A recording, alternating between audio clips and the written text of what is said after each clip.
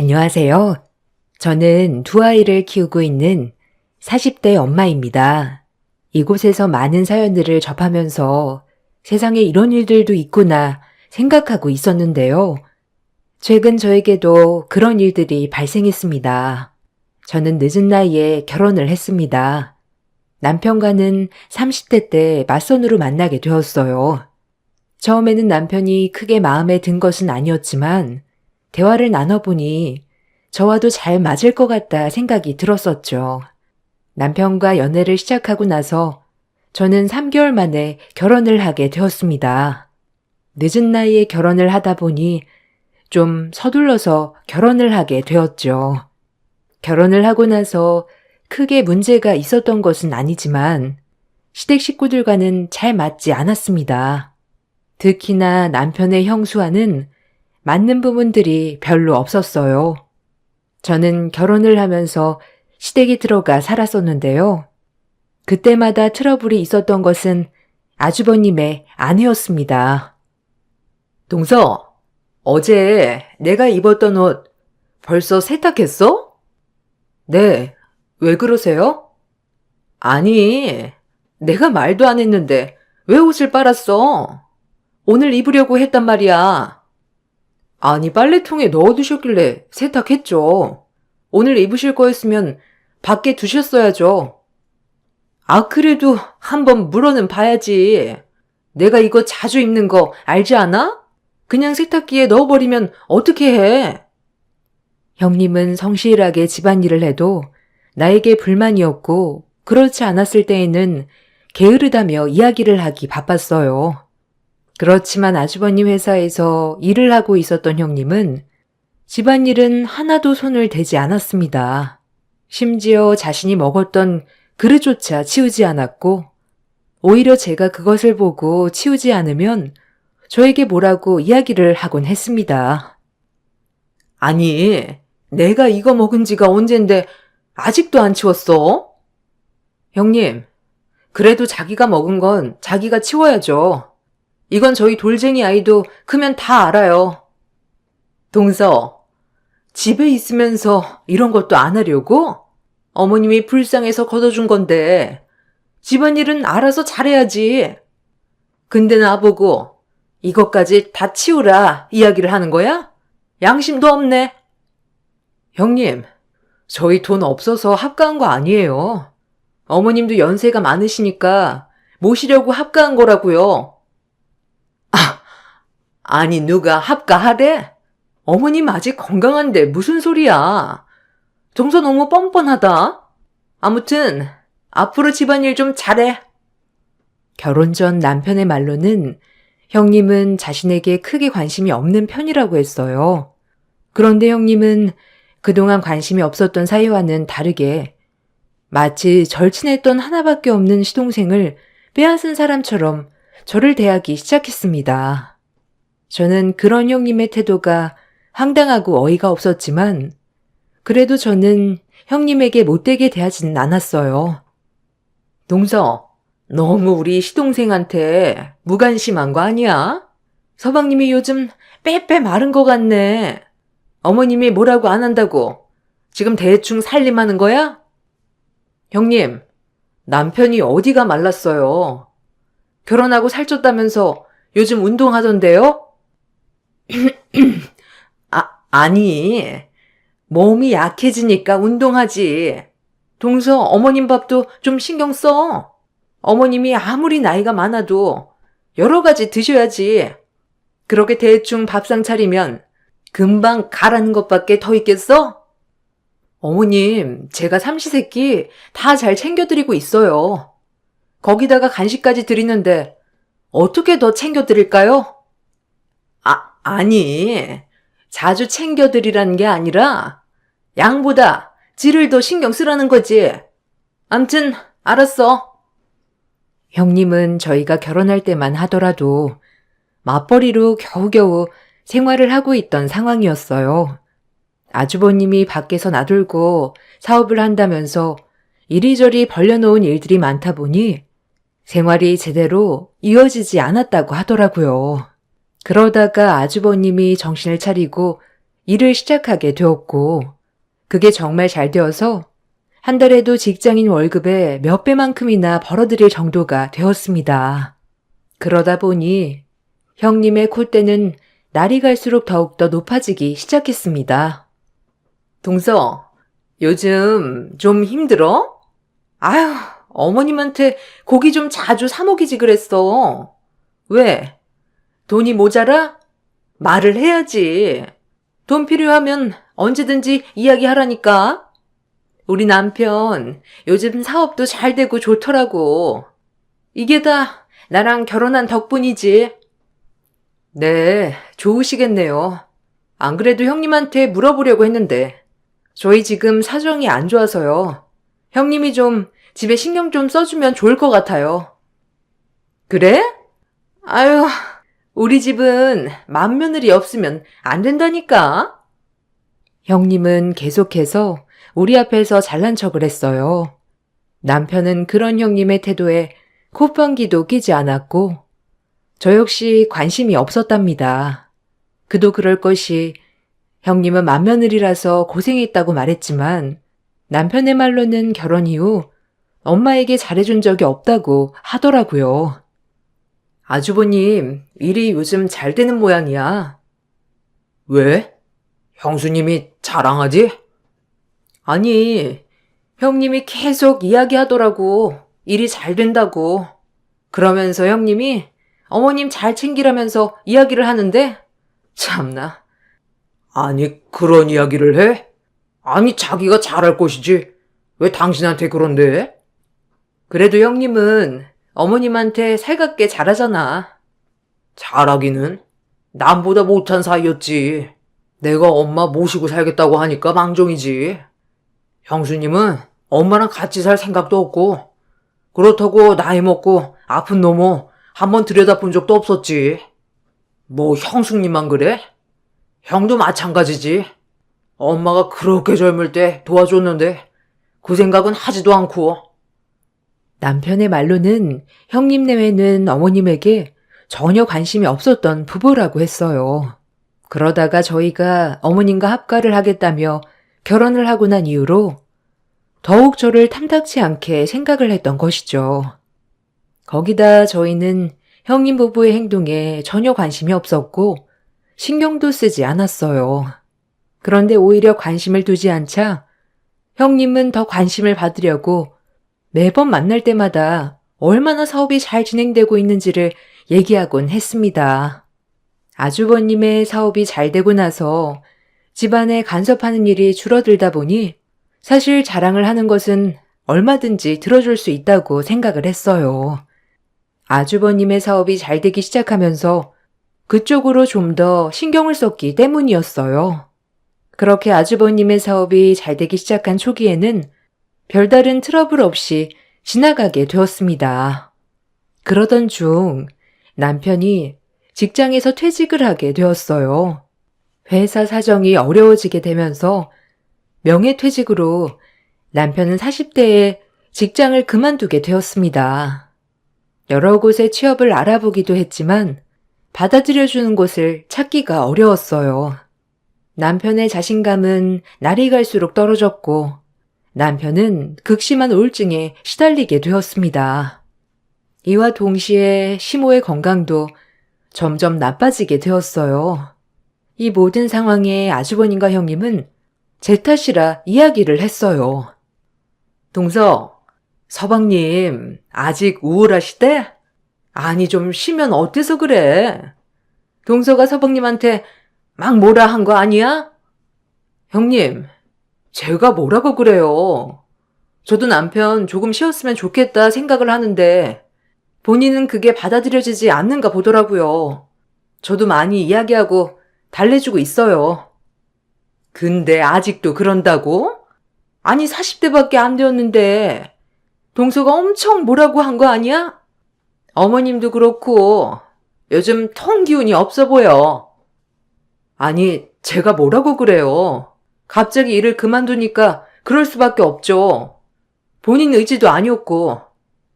아무리 그래도 말이야. 이상하지 않아? 일 그만두면 속 시원해야 하는데 그렇게 울증이 걸리다니 옆에서 뭐라고 한 게 아닌 이상? 형님, 제 탓이라고 하고 싶으신 거예요? 무슨? 내가 동서 탓이라고 했어? 말이 그렇다는 거지. 동서, 요즘 좀 예민하다. 어머님이랑 서방님이 아파서 그런 거야? 이런 것도 다 자격지심이야. 마음이 좀 넉넉해야 하는 일들이 잘 되지. 그런 못된 심보 가지고 있으면 잘 될 일도 안 된다고. 형님, 정 걱정되시면 형님이 어머님 모시세요. 아니 내가 어떻게 어머님을 모셔? 우리 남편 일 도와주는 것도 바쁜데. 형님은 마치 시모와 남편이 잘 되지 않은 일이 나의 탓인 것 마냥 이야기를 했어요. 제가 따질 때마다 그냥 해본 말이라며 이야기를 하면서 제가 너무 예민한 거라며 이야기를 했지만 저는 그런 형님의 태도에 황당했을 뿐이었습니다. 시모는 나이가 많이 드셔서 노안으로 인해 기운이 없으셨던 상태였어요. 그러다가 시모가 돌아가시게 되었죠. 남편은 그 이후로 경제활동에 대한 의지를 잃어버리게 되었습니다. 시모의 장례식 날, 첫째 날의 시숙은 잠시 왔다 갔을 뿐 자리를 함께 하지 않았어요. 심지어 조문객을 받는 날에도 시숙의 모습은 볼 수는 없었습니다. 형님에게 이야기를 해보았지만 형님은 오히려 저를 나무랐어요. 형님, 아주버님 언제 오세요? 그래도 어머님 돌아가셨는데 마지막 가는 길은 보셔야죠. 동서, 아니 마지막 장례할 때만 오면 되지. 왜 이렇게 이야기를 해? 바쁜 사람 이것 때문에 오라가라 해야 되겠어? 사업이라는 게 다 그런 거지. 무슨 이런 일로 계속 오라고 해? 형님, 그래도 아주버님 어머님인데 끝까지 함께 해야죠. 아유, 동서. 사업도 안 해보고서 무슨 말을 해? 우리가 알아서 잘할 테니까 신경 쓰지 마. 어차피 여기 장례하는 비용도 우리가 내는 건데. 그렇게 따지면 우리가 더 잘하는 거 아니겠어? 우리 아니면 여기서 장례나 제대로 치렀겠냐고. 형님은 마치 돈으로 모든 것을 해결하면 되는 듯하게 이야기를 했습니다. 그런 형님의 태도에 저는 기가 막혔지만 그렇다고 해서 어머님의 장례식 날에도 형님과 싸울 순 없다고 생각을 하고 꾹 참게 되었죠. 장례가 끝이 나고 나서 시숙은 마지막 어머님이 화장을 하시는 시간에만 볼 수 있었습니다. 저도 너무나 서운한 마음이 들었지만 남편은 형의 그런 모습에 더더욱 서운함이 들었던 것 같아요. 어머님께서 떠나고 난 후로 남편은 심한 우울증으로 공황장애까지 얻게 되었고 결국 경제활동을 더 이상 하지 못하는 상황까지 이르게 되었습니다. 그러자 저는 생계를 위해서 여러 가지 일을 시작했죠. 아침 일찍 요구르트 배달 일을 시작했고 그 후에는 다른 일을 하게 되었습니다. 다른 것보다 요구르트 배달 일은 처음에는 너무 고단했지만 하면 할수록 재미를 느낄 수 있었어요. 특히나 이른 아침에 부지런하게 일을 시작하는 사람들을 보면서 삶의 의지를 다질 수 있어서 좋았죠. 요구르트 배달을 마치고 나서도 다른 낫일을 하고 저녁에는 부업을 하면서 생계를 이어나갔습니다. 중간중간 힘든 날도 있었지만 아무리 도움을 요청해도 형님은 한 번도 도와주지 않았어요. 경제적으로 힘이 들었다면 이해라도 했을 테지만 아주버님 내에는 매년 해외로 여행도 떠나고 외제차로 수시로 바꾸기도 했습니다. 심지어 어려운 지인을 위해서 투자도 했다는 소식을 듣게 되면서 가족이라 생각했던 것은 우리뿐이었구나 느끼게 되었어요. 살아가면서 많은 충격을 받기도 했지만 열심히 노력을 하다 보면 언젠가는 해뜰 날이 있을 거라 생각을 했었죠. 그렇게 열심히 일을 하던 중 어느 날 요구르트 배달 문의가 들어왔습니다. 네, 요구르트입니다. 아, 네, 안녕하세요. 저희 제트 기업이라고 하는데요. 여기 아침에 혹시 요구르트 배달 가능한가요? 아, 제트 기업이요? 어떤 거 주문하시겠어요? 네. 작은 요구르트로 30개씩 매일 아니면 격일로 배달 가능할까요? 네, 알겠습니다. 혹시 안으로 배달을 해드려야 할까요? 아, 아닙니다. 아침에 문 앞에 두시면 출근하는 직원이 가지고 갈 거예요. 제트기업은 아주버님이 운영하고 있던 기업이었습니다. 지점으로 운영하고 있었던 아주버님은 기업이 성장을 하면서 덩달아 지점의 성장으로 이어졌던 것이었죠. 그곳에서 요구르트 주문이 들어오자 저는 많은 고민을 했습니다. 그렇지만 배달을 안 한다는 건 있을 수 없는 일이었고, 어차피 아침에 문 앞에만 두고 가면 된다고 하니 크게 문제가 될 것이 없다고 생각을 했었죠. 그렇게 첫 배달날, 저는 아주버님의 회사로 배달을 하게 되었습니다.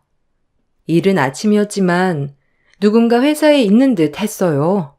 문 앞에 두고 가려고 하니 갑자기 문이 열렸고 그 앞에 있었던 것은 바로 형님이었습니다. 어머, 아니, 여긴 어떻게 왔어? 아, 며칠 전에 배달 의뢰가 들어와서요. 문 앞에 두고 가려고 했어요. 아, 참나. 지금 우리한테 시위하려고 온 거야? 네? 형님, 그런 게 아니라요. 배달 의뢰가 온 거라 저도 그냥 온 거예요. 아니, 여기 직원들 다 동서가 내 동서인 거 아는데 일부러 온 거잖아.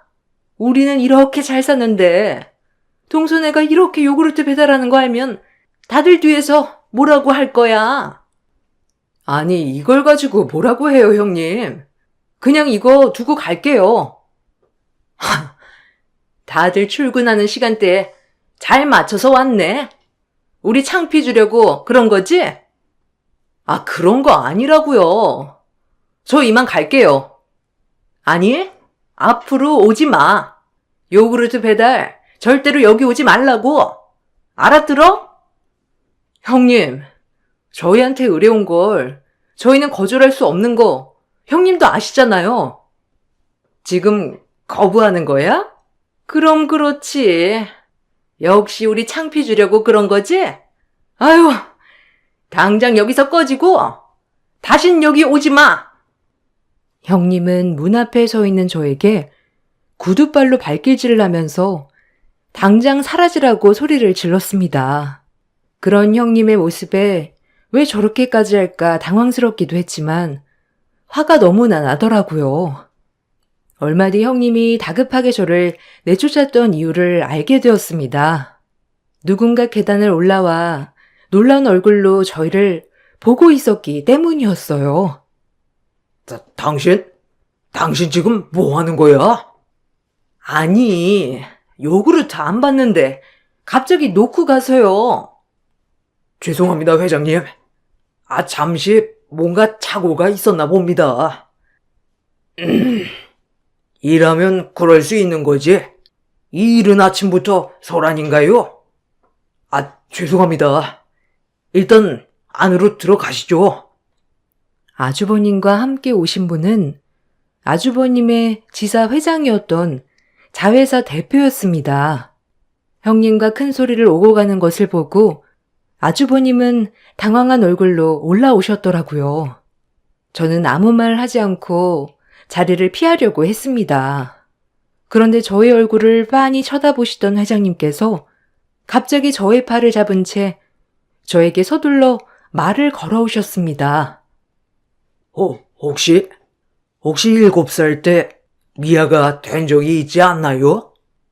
네? 아니 그걸 어떻게... 그럼 그때 있었던 곳이 희망 보육원인가요? 네, 맞아요. 아이고, 저 기억 안 나나요? 미정이라고 제 딸인데. 미정이요? 그때 그 미정이 말씀하시는 건가요? 네, 맞아요. 그때 저희 집에 미정이랑 같이 찾아오셨죠? 이렇게 만나네요. 그간 그렇게 찾아도 찾을 길이 없었는데.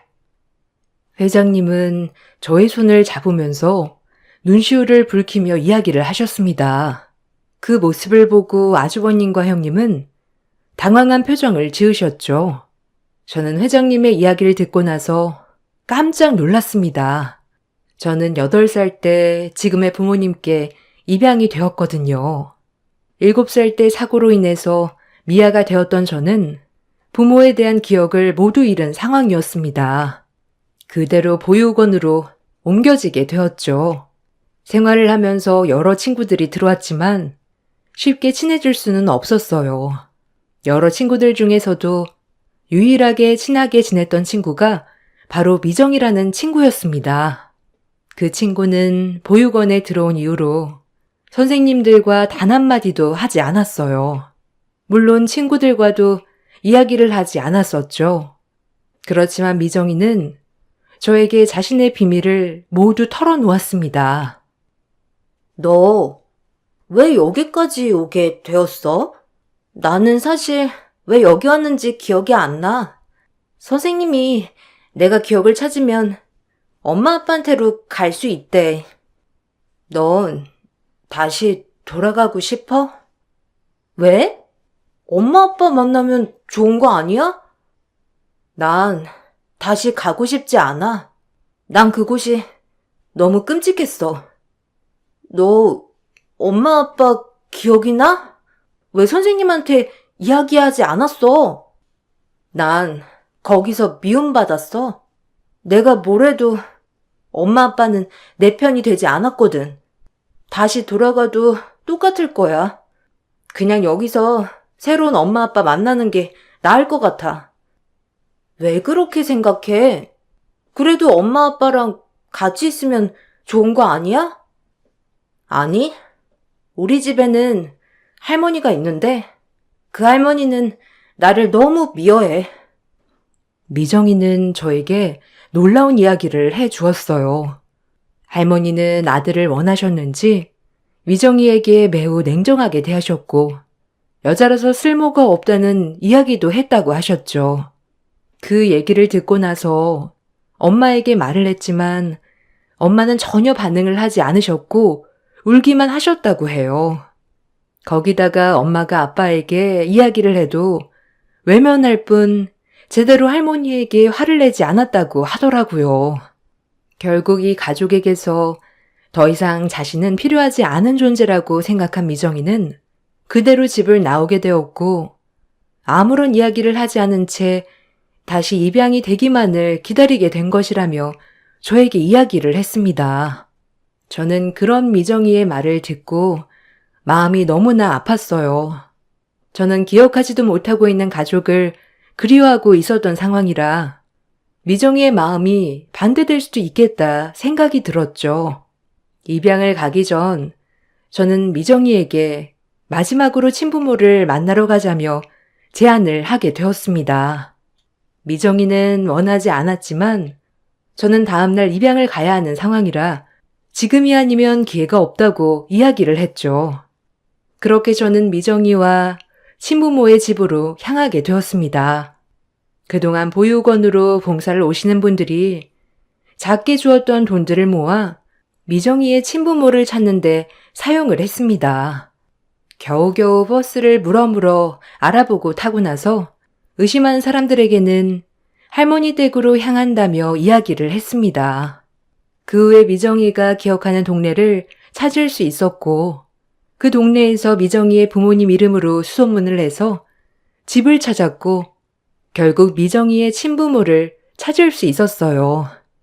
미정이는 제게 고맙다는 증표로 금팔찌를 선물로 주었어요. 그렇게 미정이의 집을 찾아가게 된 저는 그대로 다시 보육원으로 돌아왔죠. 그날 이후 저는 한 난임 부부에게 입양이 되었고 그때의 일은 점점 잊혀지기 시작했습니다. 그런데 바로 그 미정이의 아버지가 아주버님의 회사 대표였던 것이죠. 아유, 그때 미정이가 오고 나서 나는 정신을 차렸습니다. 아니, 미정이가 집을 나간 이유를 알고 나서 정신을 차렸죠. 아, 그러셨군요. 미정이는 잘 지내고 있나요? 저도 그날 이후로 까마득히 잊어버렸네요. 아, 그럼요. 미정이는 그날 이후로 정말 잘 지내서 지금 이 회사를 운영하고 있어요. 저도 이제 나이가 많이 들었고 자리를 물러나야 하는 시기라 저 대신 미정이가 이 일을 맡게 되었네요. 그동안 아무리 찾아도 찾을 수가 없어서 답답했는데 이렇게 만나게 되다니 너무 기쁩니다. 사실 죽기 전에는 다시 만나지 못할 수 있겠다 싶었거든요. 아, 미정이도 보고 싶네요. 미정인 사실 다시 돌아오고 싶지 않았다고 했는데 같이 있던 친구가 자꾸만 자신의 마음을 움직였다고 하더라고요. 선생님이 아니었으면 우리 미정이 다시 오지 못했을 겁니다. 정말 고맙다는 말을 하고 싶었어요. 아, 회장님, 말씀 낮추세요. 저는 그냥 미정이가 좋은 가족을 다시 만났으면 좋겠다고 생각했어요. 그때 당시만 하더라도 저는 미정이가 다시 가족을 만났으면 좋겠다는 생각에 했던 일이었지만 결국 그 가족에게는 잃어버렸던 하나밖에 없는 딸을 다시 만나게 되었던 일이 된 것입니다. 미정이 역시 그때만 하더라도 어린 마음에 집을 나가버렸고 무서운 마음에 입을 다물어 버렸지만 제가 가족을 찾아주면서 다시 일상으로 되돌아갈 수 있었던 것이죠. 그 후에 저는 미정이와도 만남을 갖게 되었습니다. 어머, 어쩜 이렇게 어릴 적이랑 똑같이 컸어? 너무 반갑다. 아버지가 너가 차고 있던 팔찌 보고 알아보셨대. 미정아, 너도 진짜 그대로다. 벌써 40년이나 지났어. 그런데 이렇게 그대로라니 너무 놀랍네.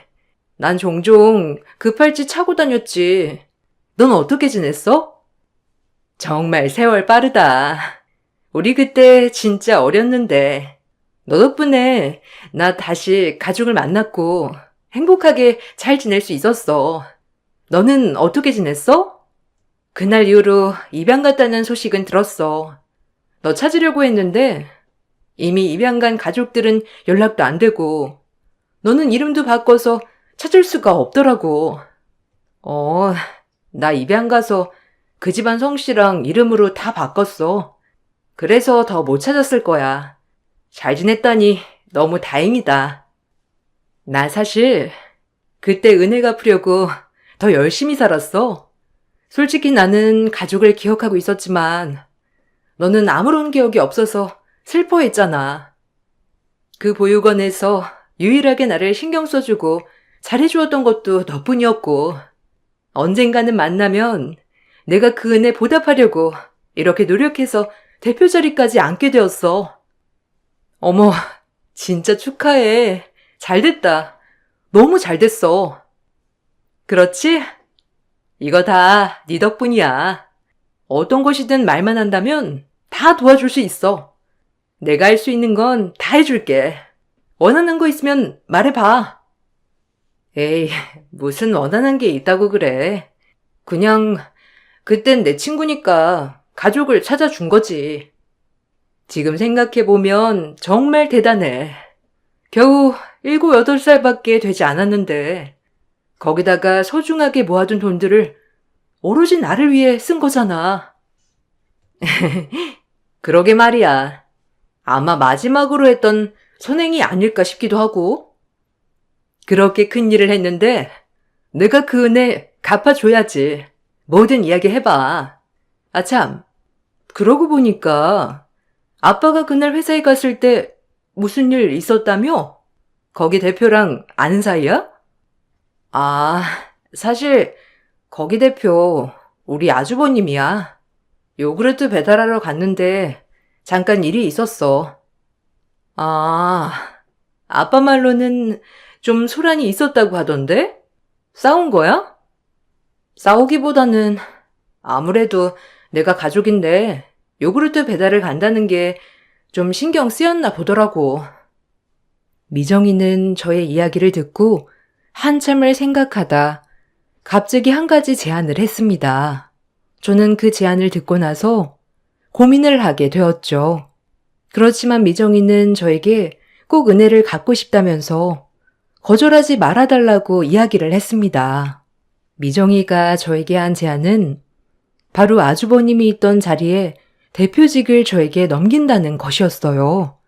사실 아주버님은 사업 운영에 있어서 지점 대표이긴 했지만 그 이후 지부장 자리가 있었어요. 지부장 자리에 있었던 사람이 이번에 나이가 들면서 은퇴를 하게 되었고 공석이 된 상황이었죠.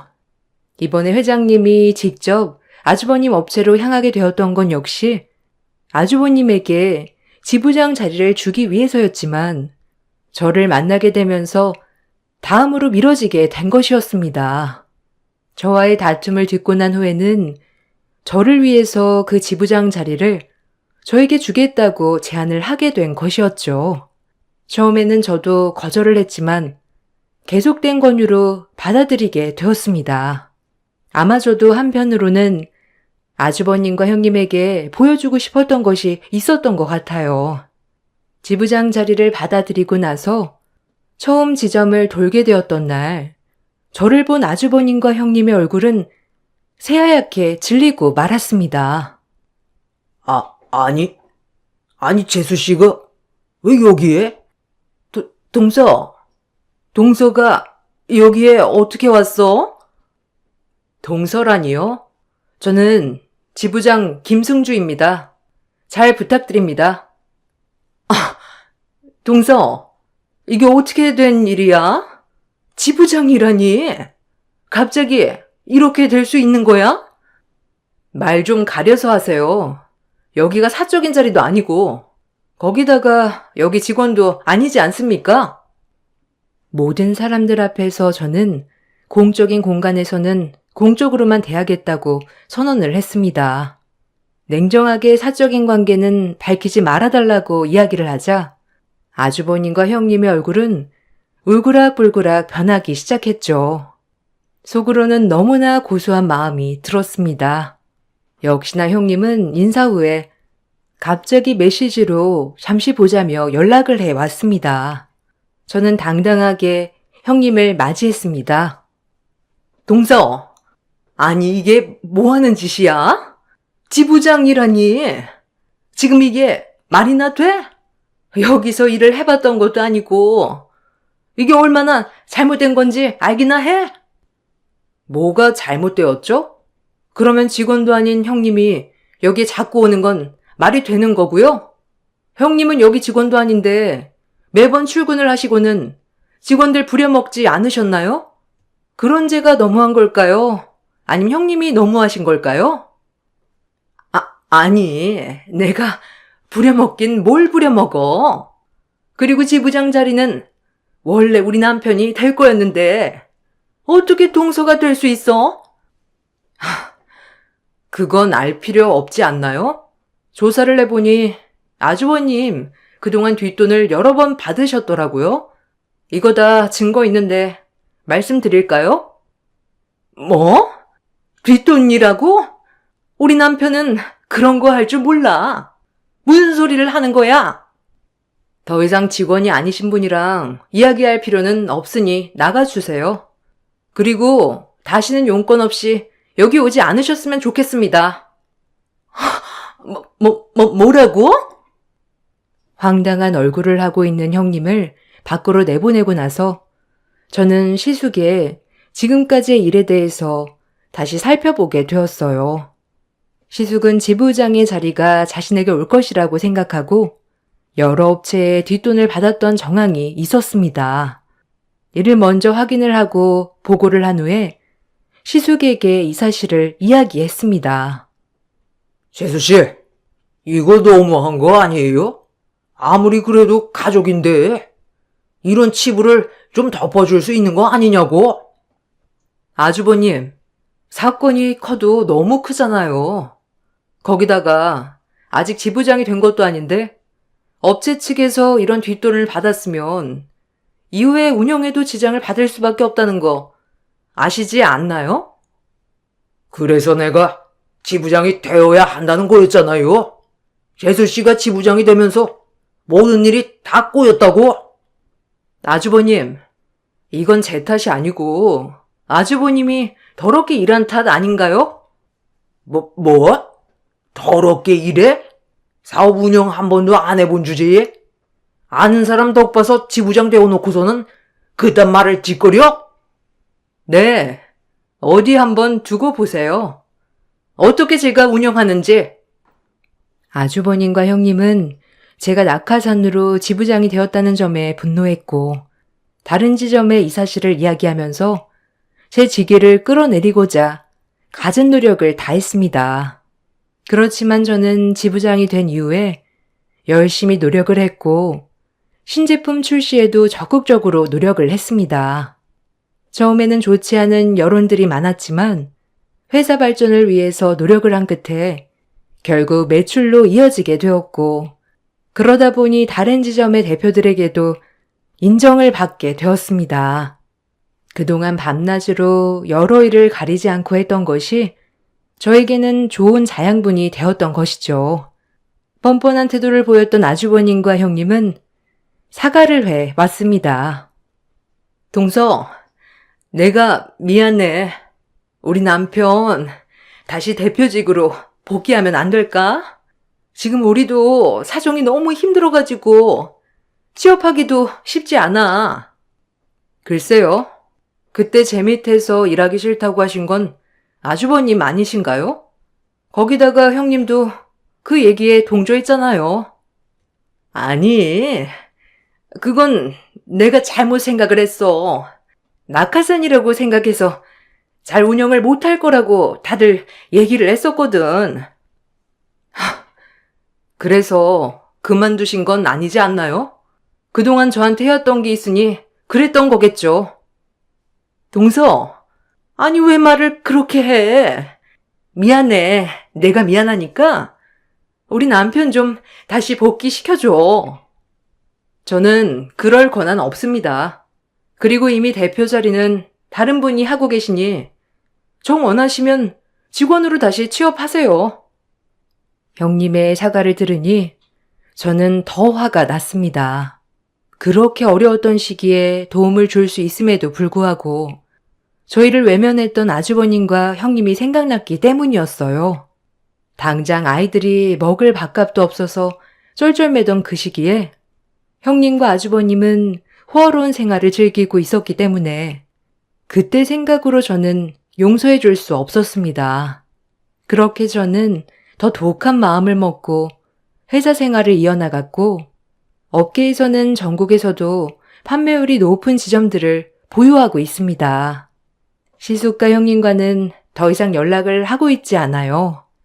남편은 지속적으로 우울증 치료를 받으면서 다시 일상으로 되돌아가기 위한 노력을 하고 있습니다. 자신의 잘못은 결국 부메랑처럼 자기에게 돌아온다는 걸 알게 되었습니다. 모든 분들의 선의가 다시 축복으로 돌아오시길 바라면서 이만 글을 마치겠습니다. 감사합니다. 안녕하세요. 저는 딸 하나 두고 있는 60대 후반 여자입니다. 작년에 제 딸이 결혼을 하게 되었는데요. 사돈댁과의 관계가 좀처럼 쉽게 풀리지 않아 긴장이 고조되어 가고 있던 찰나 결국 일이 터지게 되었습니다. 결혼을 한 지 6개월 정도 지났을 무렵 딸이 눈물을 흘리면서 저희 집으로 들어왔고 사위가 그 뒤를 따라 들어왔습니다. 난감한 표정으로 저와 남편에게 인사를 건넨 사위는 방으로 들어가 버린 딸의 상황을 설명했고 저희 부부는 자초지종을 듣게 되었는데 안사돈과 마찰이 일어난 걸 알 수 있었습니다. 결혼 전부터 신경이 쓰이더니 결국 일이 터지고 만 거였죠. 애초부터 결혼을 반대했던 안사돈은 딸에게 지속적으로 스트레스를 주입시킨 것 같았어요. 제가 모든 상황을 알 수 없으니 답답하기도 했고 처음으로 사돈댁의 반대가 앞으로의 결혼 생활을 힘들게 할지 모른다며 많은 고민을 했었지만 그래도 딸과 사이의 간절한 마음이 언젠가 사부인에게도 통할 줄 알았습니다. 웃는 얼굴에 침 못 뱉는다고 제 딸에게도 좋은 모습들이 많기 때문에 시간이 지나면 좋은 관계를 유지할 수 있을 거라 생각했었어요.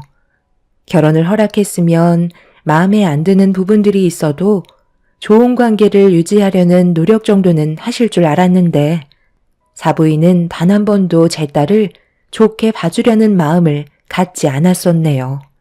그러다 보니 마음의 상처를 지속적으로 받은 딸은 결국 사돈댁에서 안 좋은 일들을 겪게 되었고 사태가 심각해져 버리고 말았죠.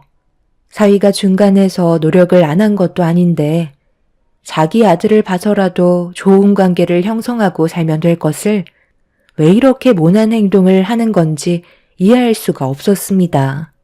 남편은 눈물을 흘리고 들어온 딸을 보고 마음이 너무 안 좋았는지 사돈댁과 연락을 취해 따로 만나서 대화 좀 해봐야겠다며 점점 흥분을 하기 시작했어요. 안 좋은 감정이 고조된 상태에서 만나봤자 서로 상처되는 말들만 주고받게 되면서 집안 싸움으로 크게 번지게 될 수도 있기 때문에 흥분한 남편을 진정시켰네요. 그날 사이와 꽤 오랜 기간 대화를 이어나갔어요. 해결 방법을 찾아 모든 걸 좋게 만들고 싶었죠. 사부인의 성격을 제일 잘 알고 있는 사위에게 어떻게 하면 사부인과 좋은 관계를 유지할 수 있을지에 대해 처음으로 대화를 나눈 것도 아니었어요. 그만큼 몇 번의 사건이 있었고 저도 반복되고 있는 이런 상황들이 답답했지만 계속 참으면서 사부인도 제 딸을 언젠가 좋아해 줄 거라 믿고 있었습니다. 사위도 사부인에게 안 좋은 말들을 꺼내면서 인연 끊겠다며 몇 번이나 얼굴을 붉힌 적이 있었지만 그때뿐이었어요. 참는 것도 한계가 있는 건데 지속적으로 상처를 받고 있는 딸을 보면 저도 속이 끓을 수밖에 없었네요. 한 번 사는 인생 서로 좋게 웃으면서 살아가면 좋은데 사부인은 그렇게 하지 못하는 게 참 안타까웠습니다. 결국 사위와 대화 나눈 것도 항상 똑같은 패턴이라 해결 방법을 찾기 위해 사부인을 따로 만나게 되었죠. 사돈께서 갑자기 왜 저를 보자고 하신 거죠? 그냥 전화 통화만 하셔도 되는데 굳이 얼굴 볼 필요 있었을까요? 요즘 집안 분위기가 좋지 않은 상황이라 좋은 쪽으로 해결할 수 있는 방법을 찾기 위해 좀 뵙자고 말씀드린 겁니다. 안 좋은 상황이요? 글쎄요. 저는 지금도 아주 잘 지내고 있는데요. 저와 관련이 있다고 생각하시는 건가요? 며칠 전에 제 딸이 집에까지 찾아와서 눈물을 흘린 적이 있었어요. 그런데 알고 보니 그날 사돈댁에 다녀온 길이더라고요. 똑같이 자식 키우는 입장에서 제 딸이 상처를 받고 저희 집에 찾아왔는데 부모인 제 속은 어떻겠나요? 도대체 뭐가 마음에 안 드시는지 저는 그걸 알고 싶은 겁니다. 앞으로 건서방이랑 평생 함께 할 텐데 그럼 사부인과 한두 번 얼굴 볼 사이도 아닌 거잖아요. 뭐든 좋은 쪽으로 생각하면 이런 일도 없겠지만 제 딸이 마음에 안 드는 부분을 얘기해 주시고 해결 방법을 알려주신다면 서로가 좀 더 이해하고 웃으면서 세월을 보낼 수 있지 않을까요? 저도 그렇고 사돈도 적은 나이도 아닌데 이런 문제로 언제까지 얼굴 붉힐 수는 없는 노릇이잖아요. 양가 집안 더 큰 상처를 받기 전에 해결하고자 이렇게 얼굴 뵙자고 한 겁니다. 무슨 말을 하시는지 대충 이해는 갑니다만 저는 며느리한테 딱히 안 좋은 감정은 없는데요. 그냥 본인이 많이 부족해서 그런가 보죠. 저는 대놓고 뭐라고 한 적도 없을 뿐더러 일부러 상처를 주려고 부려먹은 적도 없습니다. 그냥 아무것도 하지 않고 관심을 끄는 것뿐이죠. 애초부터 마음에 들지 않은 며느리감이 저희 집에 들어왔는데 제가 뭘 바라겠어요? 그래서 아예 관심을 끊어버린 건데 그게 잘못된 건가요? 오히려 며느리 꼴 보기 싫다고 잔소리 해대가면서 온갖 상처되는 말들을 퍼부으는 것보다 저는 이게 훨씬 낫다고 생각하는데요. 어쩔 때는 무관심이 좋을 때도 있는 거예요. 무관심이 더 큰 상처를 줄 수도 있는 거죠. 아예 며느리로 받아들이지 않겠다는 거니 신경조차 쓰지 않겠다는 거잖아요. 투명인간 취급하고 있는데 제 딸이 당연히 상처를 받겠죠.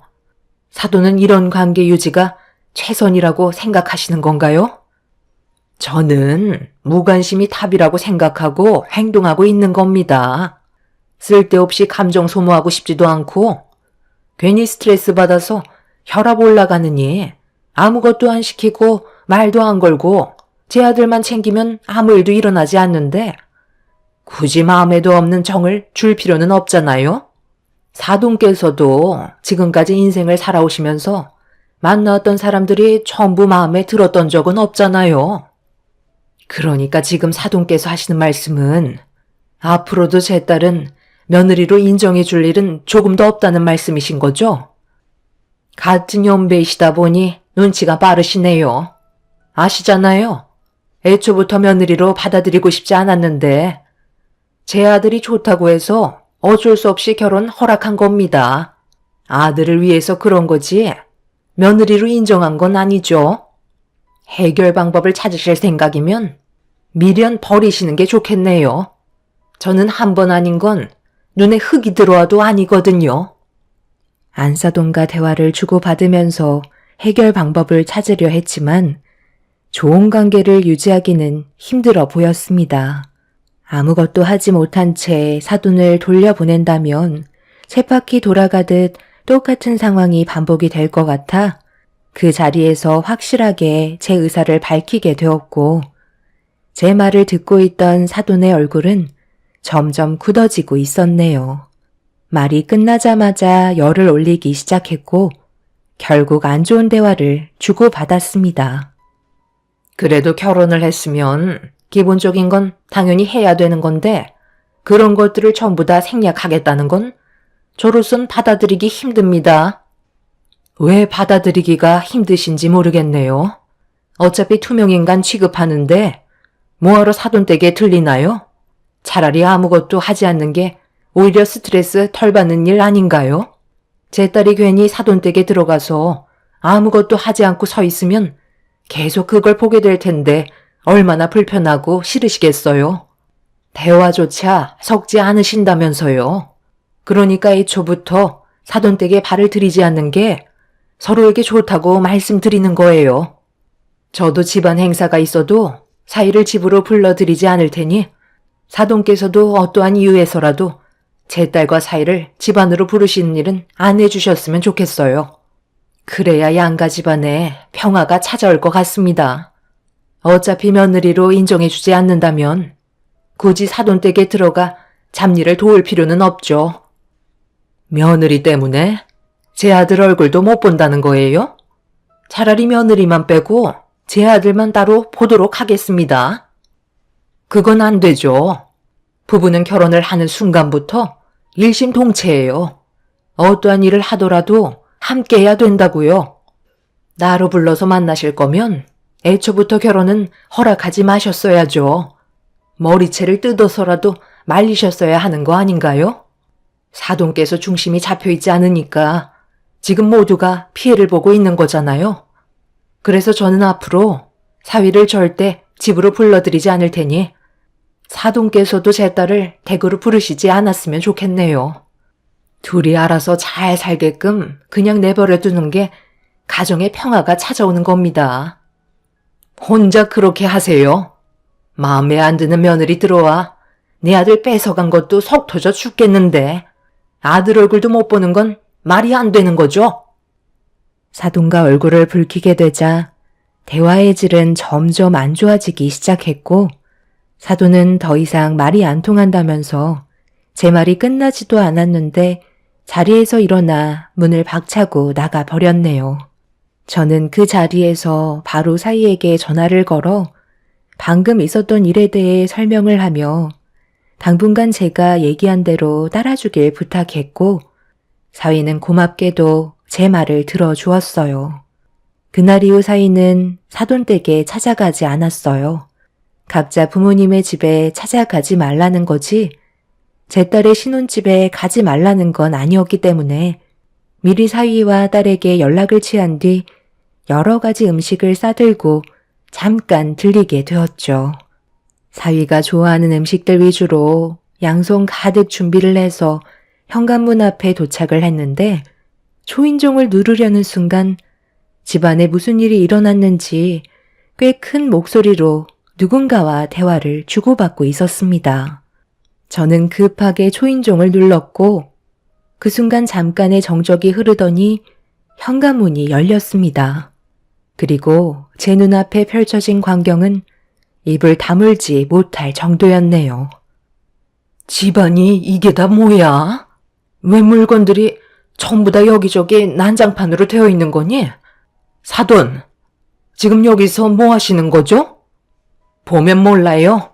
애들 교육하고 있잖아요. 내가 잠깐 집에 들르라고 얘기했는데 감히 내 말을 무시해? 그래서 애들 집을 쑥대밭으로 만들어 버리신 거예요? 사돈께서 뭔가 상당히 착각하고 계신 것 같은데요. 애들은 지금 결혼을 했고 따로 살림을 차린 상황이라고요. 애들 사정도 생각해주고 사돈 댁에 당분간 가지 않겠다는 말이 나왔으면 무엇이 잘못됐는지부터 생각을 하셔야지. 사돈의 말을 듣지 않았다고 여기까지 찾아와서는 이 난리를 치세요? 부모로서 창피하지도 않아요? 그런데 지금 제 딸에게 뭘 하신 거예요? 왜 머리가 헝클어져 있는 거죠? 설마 지금 제 딸 머리채 잡으신 건가요? 가정교육 제대로 못 받았으면 당연히 벌을 받아야죠. 그게 잘못된 건가요? 시애미가 당장 집으로 튀어오라고 했는데 오지 않겠다는 말을 조금도 고민하지 않고 입 밖으로 뱉어댔는데 제가 열불 안 나겠어요? 그동안 말을 안 하고 있으니까 시애미를 아주 개똥으로 보고 있었다고요. 그래서 버릇 좀 고쳐주려고 혼 좀 냈습니다. 며느리로 들어왔으면 내 딸이나 다름없는데 다 큰 어른이라도 잘못된 게 있으면 벌을 받아야죠. 저도 웬만해선 이렇게까지 하지 않으려 했는데 너무 개념이 없더라고요. 건서방, 이리 가까이 좀 와보게. 나도 웬만해서는 이렇게까지 하지 않으려 했는데 똑같이 자식 가진 입장이니 사돈도 아픔을 느껴봐야 하지 않겠나? 내 딸만 머리채를 잡히고 눈물을 흘려서야 되겠어? 미안하지만 자네 부모를 원망하게. 저는 안사돈이 보는 앞에서 사위의 뺨에 손을 올려 붙였어요. 그걸 본 사돈은 경악을 하며 저에게 정신 나간 여자처럼 달려들기 시작했고 사돈은 저를 절대로 가만두지 않겠다며 평생 동안 자기 자식 한 번도 손댄 적 없는데 제가 감히 손을 댔다고 동네가 떠나갈 정도로 난리를 쳐댔습니다. 저에게 뺨을 허용한 사위는 엄청난 목소리로 사돈에게 가만히 계시라며 화를 냈어요. 사위가 안사돈에게 화를 내자 순간적으로 경직된 상태에서 자기 아들을 바라보고 있는데 사위의 한마디에 사돈은 주저앉았네요. 부모가 잘못을 모르면 자식이 그 대가를 치러야 하지 않겠어요? 한쪽 뺨도 마저 때려주세요. 장모님 마음이 풀리실 때까지 허용해 드리겠습니다. 저도 이렇게까지 살고 싶지 않네요. 하루하루 너무 괴롭습니다. 저희 엄마 때문에 제가 사랑하는 사람들이 상처받는 건 더 이상 보고 싶지 않아요. 저희 엄마가 잘못을 모르면 자식이 대신 벌을 받아야죠. 그게 맞는다고 생각합니다. 그리고 오늘 이 시간 이후로 저는 엄마와의 인연을 끊어내도록 할 거예요. 이 말이 듣고 싶으셔서 이 난리를 치셨겠죠. 장모님께서 오늘 저희 집에 왜 찾아와 주신 줄 아세요? 엄마랑 따로 만나서 안 좋은 대화를 주고받았다는 걸 저에게 설명해 주셨는데 혹시라도 제가 상처받았을까봐 평소에 제가 좋아하는 음식들을 준비해서 먼 길을 달려오셨어요. 그런데 엄마는 당분간 서로 생각할 시간이 필요해서 가지 않겠다는 한마디 했다고 집안을 난장판으로 만들어요? 엄마가 무슨 잘못을 했는지 느끼지 못하신다면 당연히 아들인 제가 벌을 받아야죠. 엄마의 아들로서 부모님을 바른 길로 인도해 드려야 하는 것도 자식의 역할이니까요. 장모님, 이 모든 일들이 사이인 제가 부족해서 그러니 한 번만 용서해 주세요. 사위는 제 앞에 무릎을 꿇었고 사돈은 자기 아들이 무릎을 꿇었다는 거에 정신을 차리지 못했어요. 이런 와중에 사돈은 더 큰 분노를 표출하려고 자리에서 일어나 저에게 달려들었지만 사위가 중간에서 사돈을 막아선 뒤 팔을 잡고 현관문 밖으로 내쫓아 버렸네요. 사위는 잠깐 바람 좀 쐬고 오겠다며 사돈을 모시고 어디론가 사라졌는데 사위의 얼굴에 손을 올려붙인 저는 온몸이 떨려와 그 자리에 주저앉아 너무 미안한 마음에 결국 눈물을 쏟아내고 말았습니다.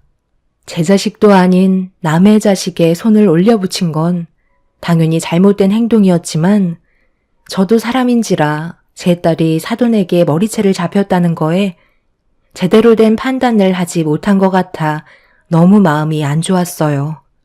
한참의 시간이 지나서야 어느 정도 진정이 된 저는 어질러진 집안을 정리했고 사위가 돌아오기만을 기다리고 있었습니다.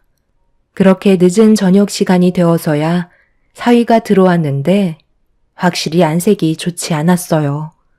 알고 보니 사돈의 집에까지 다녀온 거였고 서로의 감정이 회복이 될 때까지는 한동안 얼굴을 안 보고 지내는 게 좋을 것 같다고 사돈 어른께도 상황 설명을 하고 돌아온 거였습니다. 저는 그날 사위의 손을 잡고 경솔한 판단으로 상처를 준 부분에 대해 너무 미안하다며 또다시 눈물을 쏟아내고 말았어요. 사위는 이런 제 마음을 알고 있는지 배가 고프다며 상황을 돌렸고 그렇게 함께 모여 늦은 저녁을 먹은 뒤 집으로 돌아오게 되었네요. 남편도 이런 상황을 알게 된 이후 걱정이 많았는지 앞으로 어떻게 살아야 할지 심각하게 고민을 하고 있었고 저 또한 안사돈과의 관계를 어떤 식으로 풀어나가야 할지 몰라 나를 꼬박 세우고 말았습니다. 그날 이후 한동안 양가 집안은 큰 사건 없이 조용한 시간들을 보내고 있는데 어느 날 꽤 늦은 저녁 시간대 사위에게 전화가 왔길래 받는 순간 들고 있던 핸드폰을 떨어뜨리고 말았습니다. 제 딸이 병원에 입원했다는 충격적인 소식을 접하게 되었죠. 남편과 저는 서둘러 병원으로 향했는데 딸은 머리와 다리에 붕대를 감고 있었어요. 자리를 지키고 있던 사위에게 어떻게 된 거냐고 상황 설명을 듣는 순간 경악을 하고 말았네요. 그날 사위가 야간 연장 근무를 하고 늦게 끝나는 바람에 밖에서 제 딸과 저녁을 먹기로 약속이 되어 있던 상황이었어요. 사위가 1층에 도착한 뒤 딸에게 연락을 취했고 서둘러 집 밖을 나서던 딸이 엘리베이터를 타려는데 수리 중이라는 문구를 보고 어쩔 수 없이 걸어 내려가고 있었습니다. 그런데 누군가 뒤에서 딸을 일부러 밀었다는 충격적인 말을 듣게 되었죠. 사위는 경찰에게 신고를 해놓은 상태라 곧 잡힐 거라고 얘기했지만 계단에는 CCTV가 없어서 누가 범행을 저질렀는지 알아내기가 쉽지 않은 상태였어요. 문제는 딸은 넘어지는 순간부터 기억을 하지 못하고 있었습니다. 이 소식을 듣게 된 사돈댁도 병원을 찾아왔고 누워있는 제 딸을 마주한 안사돈이 한마디 거들었네요. 그간 행실이 안 좋았으니까 이런 일을 당하는 거지? 다른 이유가 있겠어? 골절된 부분이 붙으려면 앞으로 몇 달간 움직이지도 못한다는데 그럼 그동안 내 아들이 수발을 들어줘야 한다는 건데 나는 또 그 꼴은 못 볼 것 같네. 머리도 다쳤다면서? 이상은 없다지만 앞날은 아무도 모르거든. 혹여나 나중에 문제라도 생겨서 다시 병원을 찾게 되는 상황이 생길지도 모르지. 이미 몸에 하자가 생긴 불량품인데 고쳐 쓴다고 해서 불량품이 정품으로 바뀌지는 않잖아? 계속 같은 곳에 불량이 날 텐데 그럼 내 아들이 계속해서 희생을 해야 된다는 건데 내가 그 꼴을 어떻게 봐? 이참에 이 결혼 다시 생각해보자. 어머님, 의사가 그러는데 머리는 다행히 크게 다치지 않았다고 했어요. 앞으로 살아가는 데는 문제 없다고 했으니까 너무 안 좋게만 보려고 하지 마세요. 최대한 빨리 회복하려고 회사 인사과에 연락해서 몇 달간 병가까지 냈어요. 어찌됐든 병가를 휴직했으면 월급도 못 받는 건데 그럼 내 아들이 손해보는 건 더 많다는 거잖아? 머리에 문제가 없으면 목발을 짚고 다녀서라도 회사는 다니는 게 맞는 거 아니야? 사부인, 이런 불량품을 제 아들에게 떠넘기실 생각은 아니시죠? 저는 받아줄 생각 조금도 없으니까 당장 데려가세요. 범인이 누군지도 잡히지 않았는데 괜히 며느리 때문에 내 아들한테까지 피해가 갈 수도 있는 거잖아요? 잡히지 않는 동안 얼마나 마음 졸이면서 살겠어요? 저는 불안해서 제 아들을 며느리 옆에 두지 못할 것 같네요. 처음에 인사 올 때부터 마음에 안 들더니 결국 이 사단이 벌어졌구먼. 이래서 여자의 촉은 무시할 수 없는 거라니까. 아들, 엄마가 뭐라고 그랬니? 첫인상에서부터 얼굴빛이 어두운 게 안 좋은 기운을 몰고 다닐 것 같다고 했지? 한바탕 난리가 난 그때의 일을 벌써 잊은 건지 안사돈은 거침없이 막말을 뱉어대고 있었습니다. 저는 그 모습을 지켜보면서 사람으로 대할 상대가 아니라는 걸 확실하게 느낄 수 있었네요. 제 딸을 불량품이라고 얘기하는 사돈을 가만두고 싶지 않았어요. 남편도 안사돈을 바라보면서 말이 너무 지나친 것 같다며 화를 내기 시작했네요. 사돈의 얼굴만 마주하면 화를 불러일으키는 이런 상황들이 너무 싫었고 사돈 어른께서 힘들어하는 제 딸을 보고 대신 머리 숙여 용서를 구한 뒤 서둘러 자리를 피하셨습니다. 그제서야 조용해진 병실은 침묵만 흘렀고 사위는 저와 남편의 눈치를 보면서 제 딸 옆을 지키고 있었네요. 그날 이후 범인을 잡기 위해 경찰들은 발빠르게 움직이고 있었지만 사각지대에서 벌어진 일이라 수사는 쉽지 않았습니다. 그렇게 며칠이 흘렀고 무언가 단서를 발견했는지 담당 경찰들은 추가적인 조사를 진행하기 위해 다시 현장을 찾았습니다. 저희 가족 모두 범인을 잡기 위해 주변을 돌아다니며 단서가 될 만한 것들을 찾아보고 있는데 아파트 내부를 조사하던 경찰들이 누군가 도망치는 한 사람을 잡기 위해 쫓아가고 있었어요.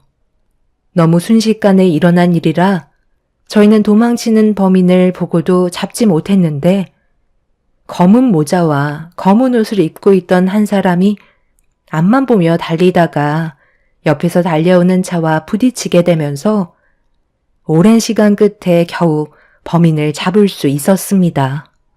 다행히 크게 부딪힌 건 아니라 타박상 정도만 보였던 정체 모를 사람은 얼굴을 확인해 보니 꽤 젊어 보이는 청년이었고 경찰들은 도망친 이유를 아직 물어보지도 않았는데 먼저 겁에 질린 청년이 모든 진실을 털어놓았습니다.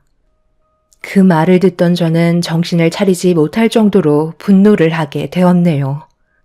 경찰들과 남편을 따라 사돈댁에 도착을 하자마자 제가 먼저 현관문을 두드렸고 잠시 뒤 사돈 어른께서 현관문을 열며 무슨 일이냐는 말에도 무시한 채 거실로 향했어요. 사돈댁은 점심을 먹고 있었는지 떡국상이 차려져 있었고 저를 보면서도 아무렇지도 않게 식사를 하고 있는 안사돈에게 달려가 떡국상을 사정없이 사돈 쪽으로 던져버렸고 머리채를 잡아 흔들며 난리를 치고 말았네요. 이미 저는 그 누구도 말릴 수 없을 정도로 분노한 상태였고 남편과 경찰분들이 저와 안사돈을 겨우 떨어뜨려 놓았네요. 갑자기 찾아와서 예의 없게 이게 무슨 짓이야? 마침 경찰에 연락하려던 참이었는데 잘 됐네. 당장 저 사람 좀 잡아가세요. 잡아갈 사람은 당신이지. 어떻게 내 딸에게 그런 끔찍한 일을 저지를 수가 있는 거야? 그쪽이 사주했다며? 청년에게 돈을 주고 시켰다면서? 그쪽이 아파트에 직접 들어와서 내 딸에게 해코지하면 발각될 게 뻔하니까 아파트에 사는 청년에게 꽤 많은 돈을 주고 시킨 거라고 전부 다 들었다고. 더군다나 그 청년이 엘리베이터 수리기사라 이용해 먹기 딱 좋았겠지. 어떻게 사람의 탈을 쓰고 그런 끔찍한 일을 저지를 계획을 세운 거야? 당신이 그러고도 사람이야? 내가 절대 가만두지 않을 거라고. 그러게, 내가 뭐라고 그랬어? 앞으로 조심하는 게 좋을 거라고 했잖아. 감히 내 아들에게 손을 올려붙여? 그러고도 무사할 줄 알았어? 세상 떠났어야 했는데 너무 아쉽네. 일 처리만 깔끔하게 됐어도 후회는 없었을 텐데.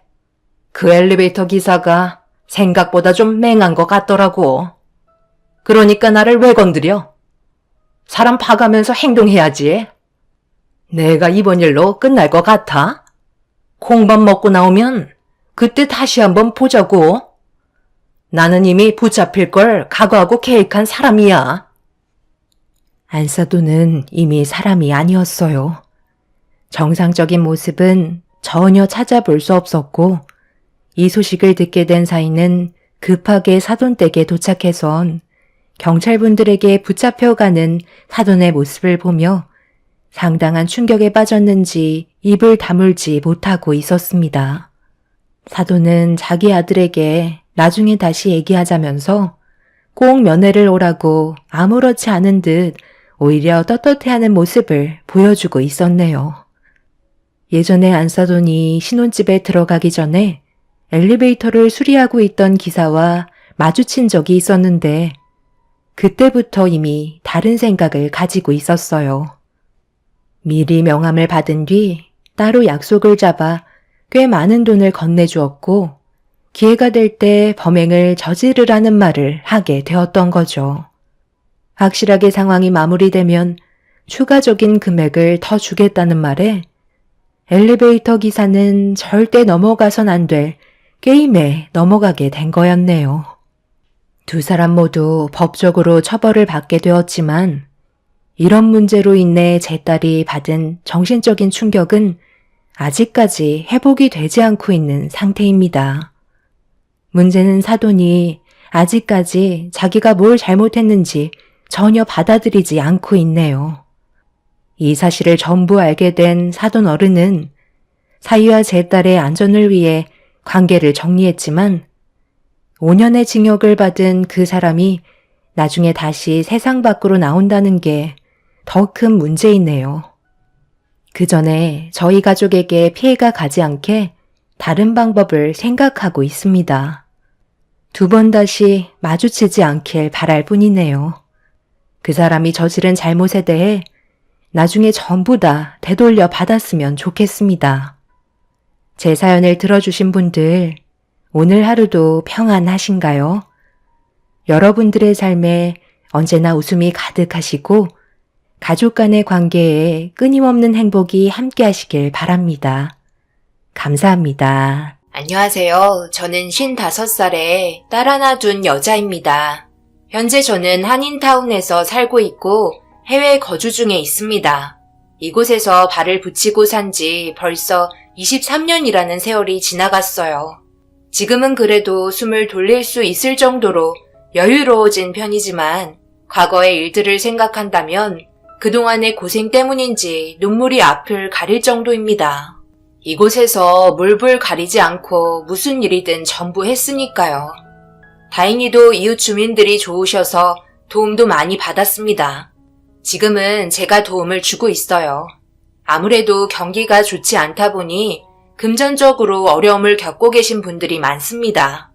제가 여기에 사연을 신청한 이유는 현재 외국에 살면서 한국은 어떤 식으로 살아가고 있는지 궁금하기도 해서 자주 듣게 되었어요.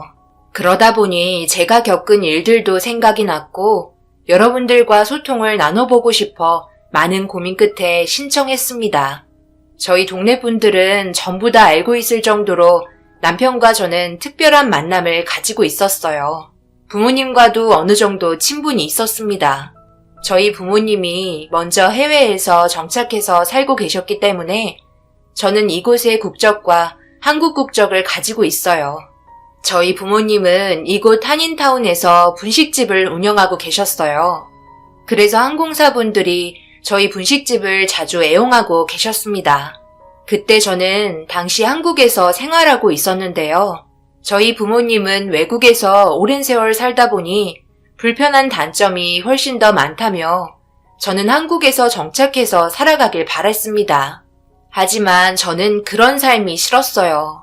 부모님과 떨어져서 저 혼자 한국에서 생활하는 게 많이 외로웠고 부모님 얼굴 보러 갈 시간은 1년에 손에 꼽을 정도로 많지 않았기 때문에 이렇게 사느니 부모님 곁에서 살길 원했습니다. 저 일 그만뒀어요. 이제 이렇게 떨어져 사는 거 힘들어서 못할 것 같아요. 1년에 저희 얼굴 볼 수 있는 날이 얼마나 된다고 생각해요? 이건 아니지 않아요? 여기 생활을 청산하고 한국으로 돌아갈 생각은 없으시잖아요. 여기 정리하고 한국 가면 돈은 어떻게 벌고? 여기는 그래도 관광단지이니까 장사가 잘 되는 편이지. 한국 가봐라. 절대 이렇게 돈 벌 수 없어. 그건 너도 잘 알고 있잖니. 한국에서 생활하는 게 혼자라서 외로운 건 있어도 모든 생활을 봤을 때 한국이 훨씬 좋은 곳이란다. 그건 너도 잘 알잖아. 엄마랑 아빠가 생각하는 대로 움직이면 얼마나 좋아? 다 너를 위해서 하는 말인데. 무작정 일 그만뒀다고 찾아오면 잘했다고 할 줄 알았니? 너 잘 되길 바라는 마음에 힘들게 일하고 있는데 그런 선택을 했다는 게 우리는 이해되지 않는구나. 한 번이라도 엄마와 아빠가 여기에서 너를 위해서 열심히 일하는 모습을 생각한다면 그렇게 쉽게 일을 그만두지 않았을 거다. 서로가 힘든 만큼 의논하고 결정해야지. 혼자 독단적으로 움직이는 건 좋은 게 아니야. 결국 부모님과 의견 충돌로 인해 서로 감정이 격해지고 말았어요. 당연히 제가 앞으로 살아가면서 잘 되길 바라시는 마음에 그러시는 거 잘 알고 있었습니다. 그래서 저 또한 최대한 많은 노력을 했었고 한국에서의 생활을 버텨왔어요. 하지만 가족이 없이 지낸다는 건 아무런 의미가 없었습니다. 그렇게 한참 동안 저는 부모님과 함께 지내고 싶다는 의견을 내세웠고 반대로 부모님은 한국에서 자리 잡고 사는 게 모든 부면에서 이익이 되는 점들이 많다고 다시 돌아가길 원하셨어요. 그 와중에 손님은 계속해서 들어오셨고 그중 항공 직원들이 줄지어 들어오기 시작했어요. 제일 잘 나가는 음식은 라면과 김밥 그리고 떡볶이였습니다. 장기간 비행을 타고 해외로 떠돌다 저희 지역에 도착을 하면 꼭 들리는 코스가 되었어요. 그런데 항공사 직원분들 사이에 눈에 들어온 한 남자가 있었고 그 사람이 제 남편이 될 거라곤 생각하지 못했었네요. 부모님과 한참 동안 지내면서 몇 번의 만남이 있었고 얼굴이 익숙해지면서 대화도 하게 되었어요. 아무래도 저희 부모님과 친해서 그런지 저도 자연스럽게 소개가 이어졌어요. 워낙 다른 삶을 살고 있는 사람이라 저와는 전혀 엮일 일이 없을 거라고 생각했었습니다. 그런데 자연스럽게 저에게 농담도 건네며 대화를 주고받으면서 점점 가까워졌고 부모님 몰래 좋은 감정으로 만나게 되었어요. 그리고 결혼에 대해 말이 나오면서 저희가 정식적으로 만나고 있다는 걸 솔직하게 얘기해드렸고 부모님께선 엄청나게 놀라셨는지 믿지 않으셨어요. 그때의 남편이 진심으로 좋은 만남을 가지고 있었다며 결혼에 대해 진지하게 생각하고 있다고 재차 얘기하자 그제서야 실감을 하셨습니다. 그렇게 저희 집안에 먼저 인사를 드렸고 그때의 남편과 시간을 맞춰 한국으로 돌아가 남편의 부모님께 인사를 드렸습니다. 저희와는 비교도 되지 않을 정도로 잘 사는 집안이었어요. 갑자기 우리 아들이 결혼하겠다는 말을 해서 내가 얼마나 놀랐는지 모른다. 평생을 혼자 살겠다고 그래서 엄마 마음을 어찌나 속썩이던지 그동안 마음고생이 너무 심했는데 이렇게 며느리감을 데려오니 꿈만 꾸는 것 같구나. 부모님은 해외에서 지내고 계신다며? 한인타운에서 분식집을 운영하고 계신다고 얘기 들었다.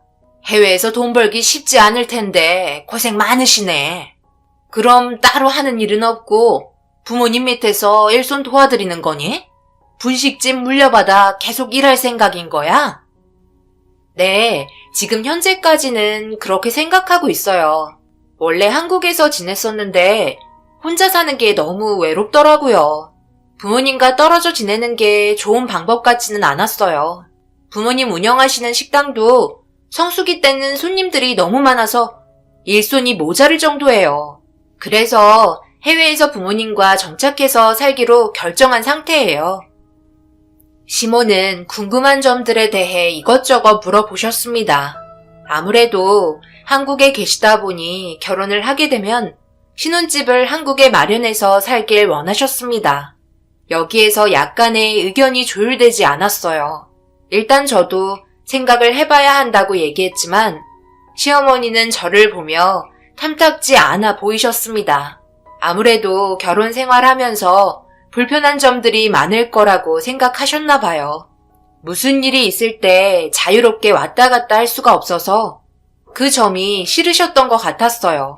정말 오래간만에 한국에 왔지만 저는 한국이 고향 같다고 느끼는 것보다 오히려 힘들었던 기억이 많아 결혼을 해서도 해외에서 남편과 함께 지내고 싶었어요.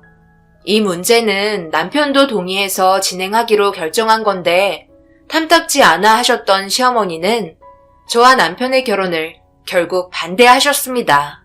순조로울 거라 생각하지 않았고 모든 게 원하는 대로 이루어질 거라고 예상하지 않았어요. 결국 집으로 돌아가기 위해 비행기 표를 끊고 기다리고 있는데 그때의 남편은 시어머니의 행동에 대해 불만이 많았는지 오랜 시간 전화통화를 하고 있었습니다. 그렇게 저는 다시 일상으로 돌아왔고 남편도 다시 일상으로 돌아갔어요. 서로 자주 연락하면서 최대한 좋은 방향으로 만들어 가기 위해 정말 많이 노력했어요. 그리고 저희가 진심으로 사랑하고 있다는 걸 느끼신 건지 결혼을 허락받을 수 있었고 정말 오래간만에 식당 문을 닫고 상견례를 하기 위해 부모님과 한국에 도착했어요. 부모님은 옛날의 추억이 떠올랐는지 입이 멈추지 않을 정도로 정말 많은 얘기를 해주셨습니다. 그렇게 약속된 상견례를 하기 위해 식당에 도착해 앉아서 기다리는데 밝은 얼굴로 저를 보며 다가온 남편의 모습을 보며 기분 좋은 시작으로 상견례가 진행이 되었습니다. 걱정했던 거와 다르게 분위기 좋게 식사 자리가 마무리되었고 저희는 그토록 원하던 결혼식까지 무사히 끝낼 수 있었어요. 남편은 항공기장으로 일을 하는 동안 많은 스케줄로 인해 함께 할 수 있는 시간이 많진 않았지만 그래도 평생을 함께 할 수 있어 행복했고 무사히 집에 돌아오기를 바랬습니다. 그렇게 신혼생활을 즐기고 있는데 시어머니한테 전화 한 통이 왔어요. 한국에는 언제 올 거니? 너희 결혼하고 나서 얼굴 한번 내밀고 1년이 다 지나도록 오지 않고 있잖아. 곧 명절도 다가오는데 어떻게 할 건지 우리 아들이랑 얘기해봤니? 내가 아들한테 전화해서 언제 올 거냐고 물어보면 시간 내서 한번 온다고 하더니 여태까지 연락 한 통 없구나. 이런 건 네가 옆에서 잘 처리해야 되는 거잖아. 이번 명절날 꼭 오길 바란다. 그때 날짜가 맞아야 갈 수 있을 것 같아요. 저희 남편도 비행시간이 비어야 시간을 낼 수 있잖아요. 그 전에라도 한번 들리도록 할게요. 내가 이래서 처음부터 반대한 거야. 한국에 신혼집 마련했으면 이런 일도 없는 거잖아. 남들은 며느리가 명절날 와서 전두 부치고 집안일도 전부 도와준다고 하더구만. 나는 며느리한테 대접 하나 받지도 못하고 이렇게 늙다가 세상 떠날 것 같네. 시어머니의 불만은 점점 더 커지기 시작했어요. 처음에는 그래도 저희 의견에 동의했지만 시간이 지나면서 저희와 의견 충돌이 점점 더 심해졌습니다. 결국 모든 일정을 끝내고 집으로 돌아온 남편에게 시어머니와 있었던 일에 대해 얘기하자 표정이 굳어졌고 명절날은 한국운행이 계속해서 있을 거라며 나중에 따로 시간을 내서 가야 할 것 같다고 시어머니한테 따로 전화해서 설명하기 시작했어요. 그렇게 살아가면서 시어머니는 전화만 하면 저에게 막말을 퍼붓기 시작하셨습니다.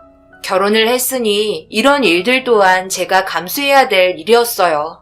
그래서 아무 말 없이 시어머니의 말을 들어줬고 그런 관계가 계속 유지되면서 분위기가 심각해질 때쯤 저에게 임신 소식이 찾아왔고 뜻밖의 소식에 시어머니는 마음이 어느 정도 풀어진 것 같았어요. 임신을 했으니 조만간 한국에 갈 거라고 생각하셨는지 들떠 있었습니다.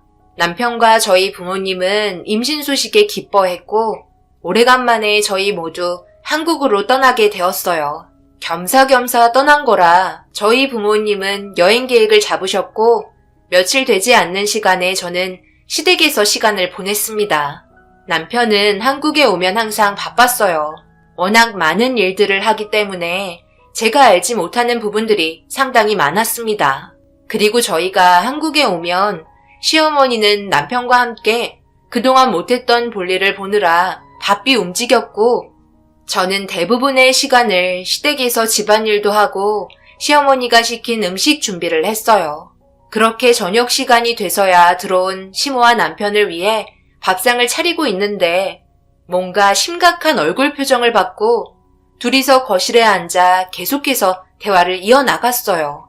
주방에 있던 저는 무슨 대화를 하냐고 옆에 앉자마자 시어머니는 자리에서 일어나 저녁밥 준비는 다 끝났냐며 방으로 들어가셨어요. 남편은 별일 아니라며 씻고 온다고 샤워실로 들어갔습니다. 왠지 따돌림 당하는 것처럼 느껴지는 분위기 속에 기분이 상하려 했지만 그냥 참고 넘겼어요. 별일 아닌 것 같아 신경 쓰지 않기로 했습니다. 그렇게 며칠의 시간을 보내고 부모님과 저희는 다시 해외로 돌아갔어요. 오래간만에 집에 오는 거라 너무 기분이 좋았고 짧은 시간이었지만 시댁에서의 삶은 두 번 다시 가고 싶지 않을 정도로 싫었습니다. 그러다 깜빡 잊고 놓친 게 있었어요. 당신도 깜빡했지? 이번에 올라가면 꼭 했어야 했는데 언제 또 한국에 갈지 모르는데 어떻게 하지? 내가 한국에 갈 일이 있으면 그때 작성하면 되지. 그게 그렇게 급한 건 아니잖아. 우리 결혼했으면 된 거 아니야?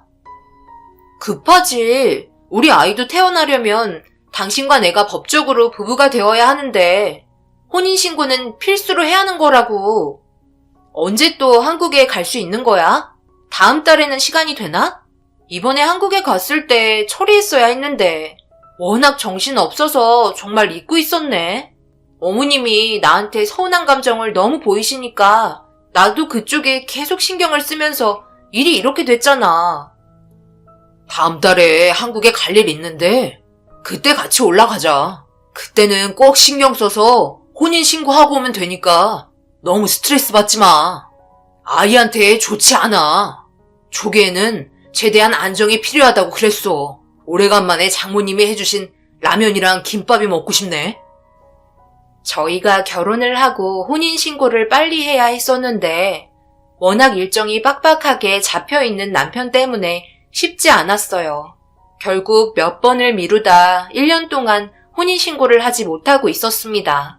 하필 혼인신고하려고 한국에 갔었는데 정작 제일 중요한 건 하지 않고 시댁에서 일만 하다가 돌아와서 엄청 짜증이 났었네요. 이런 문제로 인해 시어머니한테 전화가 왔을 때 기분 좋게 받을 수 없었고 남편과 혼인신고 문제로 전화 통화를 했었는지 저에게 한 소리 하시면서 결국 저도 터지고 말았어요. 혼인신고 1년 못했다고 기분 나쁘니? 내 잘못도 아닌데 그거 가지고 시애미한테 화를 내는 거야? 내가 해야 될 일도 하지 말고 시키는 일만 하라고 한 건 아니잖아. 나한테 한마디라도 했으면 이런 일이 있었을까? 너 탓을 해야지. 왜 내 탓을 하는 거야? 어머님이 남편 데리고 매일 늦게 들어오셨잖아요.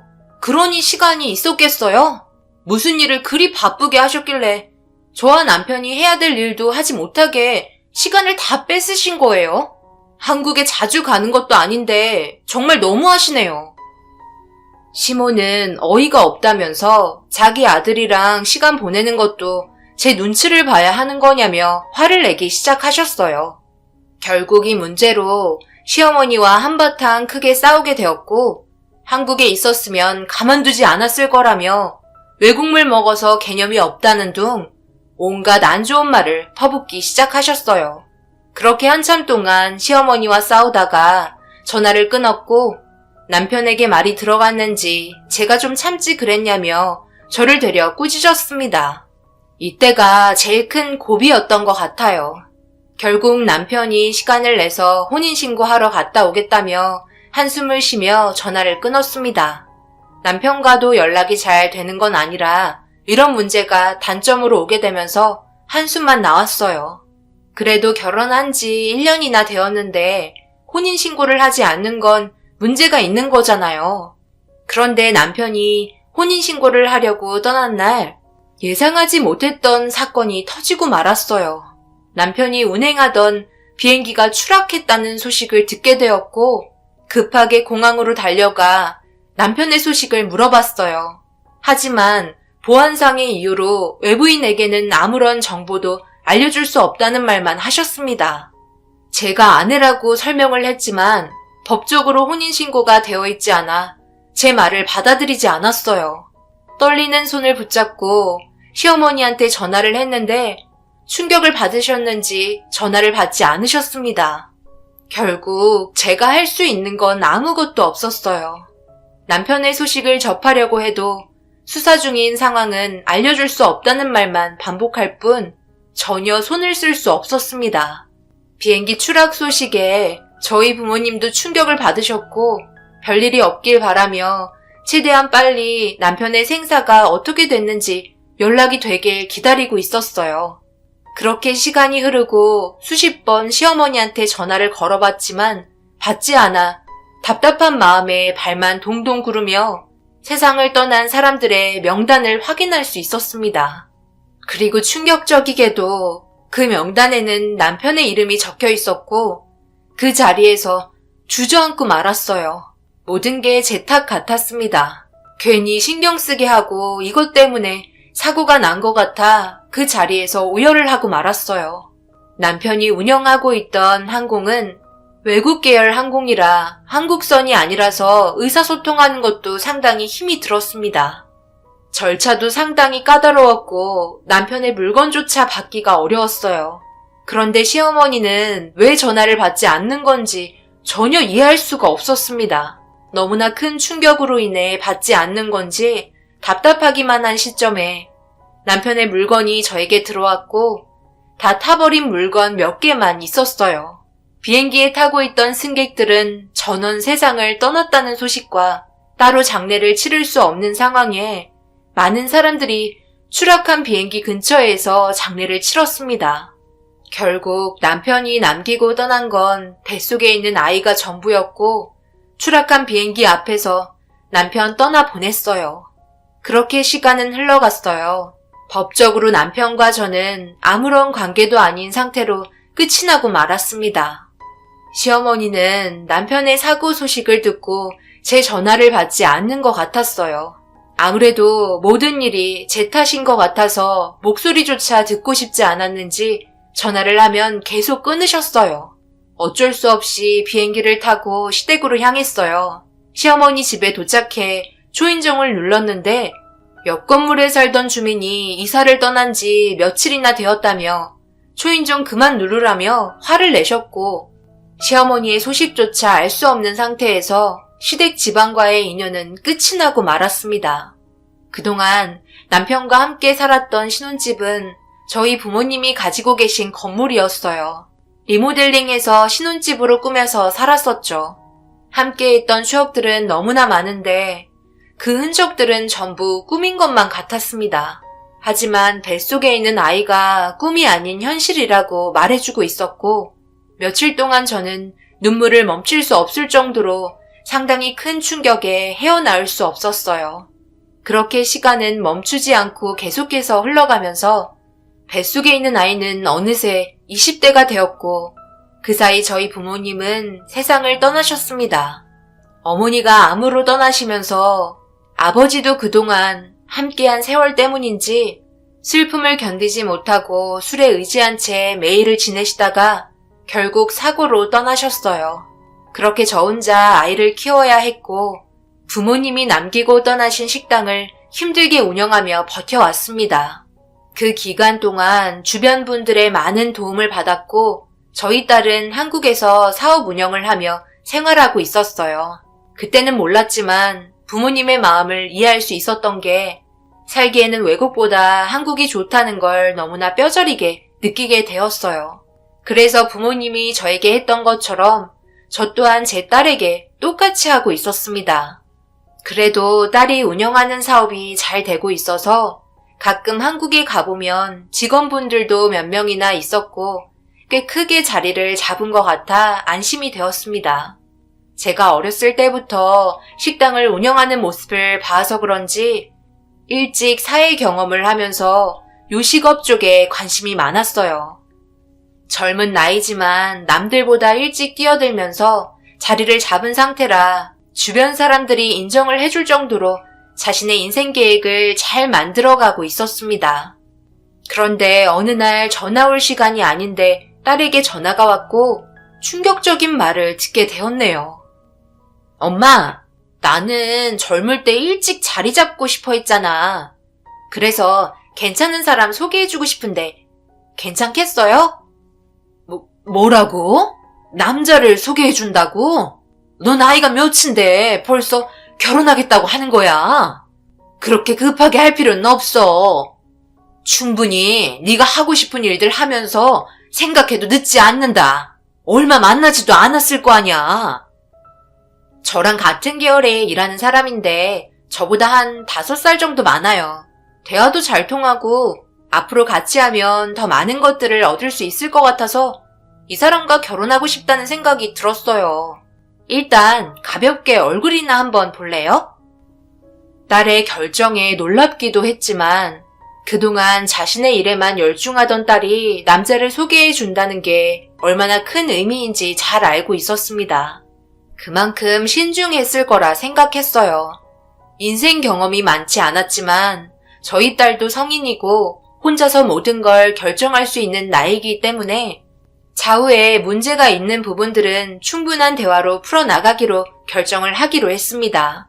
그렇게 딸은 자기가 좋아하는 남자를 데리고 제가 있는 곳까지 비행기를 타고 날아왔어요. 첫인상을 보자마자 좋은 느낌을 받았었고 침착한 느낌과 예의 바른 성품이 제 딸이 좋아할 것 같았습니다. 서로 궁금했던 점들에 대해 물어보며 앞으로 어떤 식으로 만남을 가질 거냐고 계획을 듣고 싶어 하자 제 딸과 앞으로 많은 꿈을 펼치고 싶어 하는 것 같았고 벌써 둘은 계획을 가지고 있었습니다. 딸은 벌써 한국에서 이 남자와 함께 자리를 잡으려고 계획을 하고 있었어요. 둘 다 저를 바라보는 눈빛은 확고해 보였고 둘의 결정을 꺾고 싶지 않았습니다. 그렇게 결혼하겠다는 거 허락을 해줬고 속전속결 상견례 날짜까지 잡게 되었어요. 정말 오래간만에 밟아본 한국 땅을 느끼며 상견례 장소에서 딸과 만나기로 했어요. 가는 동안 남편과 처음 인사드리러 갔을 때가 생각이 났고 그때의 기억들이 제 머릿속에 그림처럼 펼쳐지며 가슴을 두근거리게 만들었습니다. 그렇게 딸과 만나 예비 사돈분들을 기다리고 있는데 예비 사이가 먼저 들어오고 그 뒤를 따라 들어온 예비 사돈과 안사돈의 얼굴을 보며 반갑게 인사하는 순간 엄청난 일이 벌어지고 말았습니다. 23년 전 비행기 추락으로 세상을 떠난 남편이 제 앞에 나타나 있었고 저를 본 남편 또한 순간 당황했는지 난처한 얼굴로 시선을 회피하고 있었어요. 아무것도 모르고 있던 딸과 예비 사이는 저희가 어정쩡하게 서 있자 자리에 앉혀주었고 저는 남편의 얼굴에 시선을 떼지 못했습니다. 너무 부담스럽게 빤히 쳐다보고 있어서 모두들 놀랐는지 불편해하기 시작했어요. 엄마 왜 그래?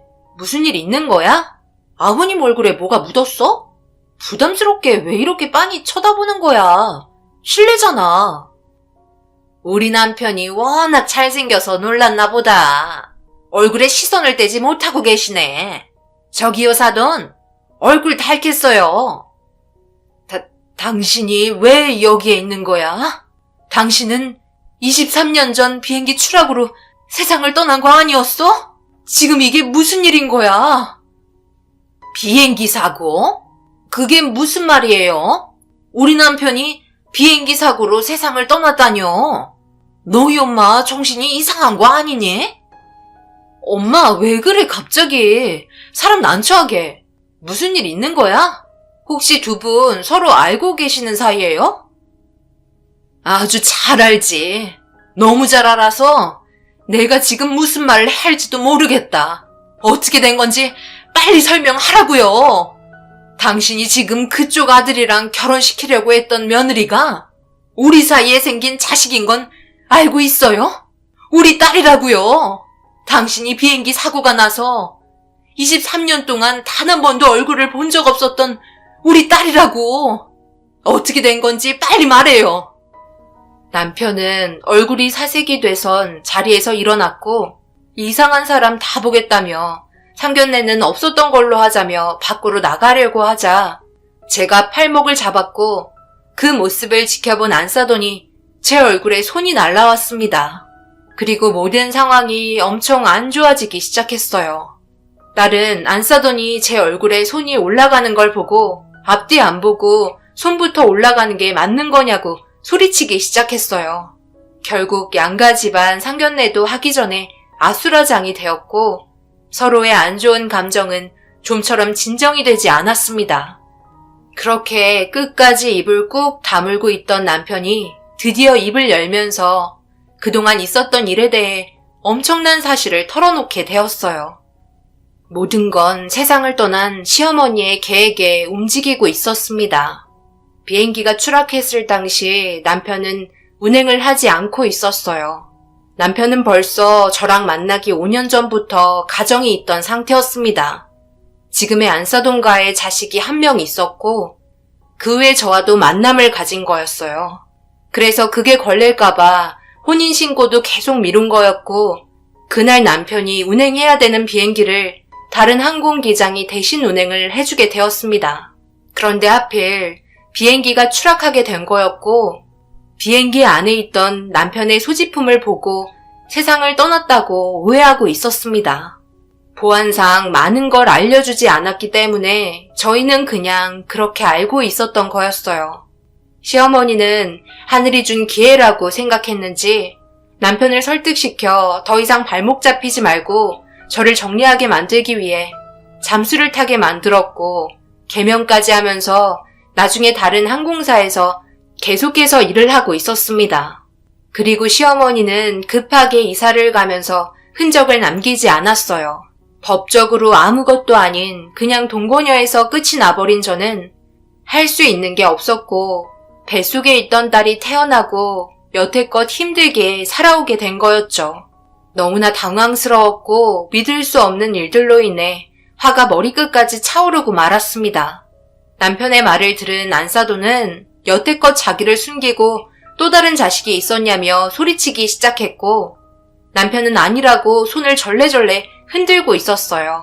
배다른 두 명의 자식들은 서로 이루어질 수 없는 관계였고 딸은 충격적인 상황에 그 자리에서 주저앉고 말았습니다. 그래서 어쩌라는 거야? 당신은 그냥 짧게 재미 본 동거녀일 뿐이잖아. 이거 보여?